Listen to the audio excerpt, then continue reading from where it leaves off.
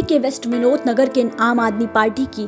निगम पार्षद गीता रावत सीबीआई द्वारा जमानत मिलने के बाद आज अपने कार्यकर्ताओं के साथ अपने वार्ड में पैदल घूमकर लोगों को अपने कार्य के बारे में पम्फलेट बांटा और अपने कार्य के बारे में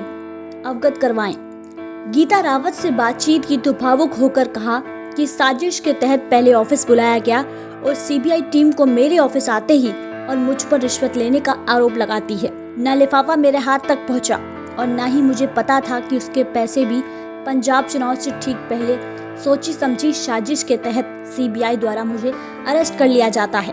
गीता रावत ने कहा कि विरोधियों का मकसद केवल और केवल ये था कि किसी तरह से मेरी ईमानदारी पर सवाल उठाए जाएं और मुझको फंसाकर मुख्यमंत्री अरविंद केजरीवाल और उप मुख्यमंत्री मनीष सिसोदिया जो पड़पड़गंज से विधायक भी हैं उनको बदनाम किया जाए।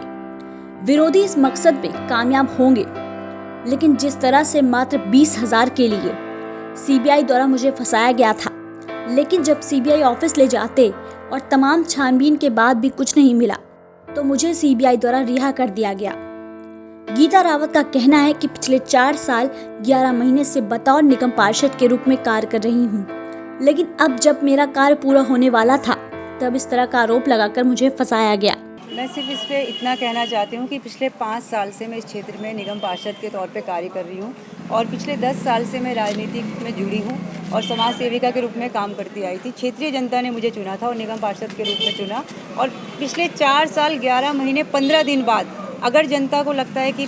मात्र 15 दिन मेरे कार्यकाल को बचे थे और जनता को लगता है कि गीता रावत भ्रष्ट है, तो ये बड़े अफसोस की बात है, क्योंकि मात्र 15 दिन के कार्यकाल में आप किसी को भ्रष्ट कह रहे हो। भ्रष्ट होना होता तो 1 महीने बाद व्यक्ति भ्रष्ट हो जाता है। और जिस तरह से सीबीआई की छापे मारी गई, आप लोग ने देखा होगा निगम में अक्सर मैं पूर्वी दिल्ली की जनता के हितों की बात करती हूँ। जो बिल्डर माफिया हैं, जो एमसीडी के भ्रष्ट अधिकारी हैं, उनके लिए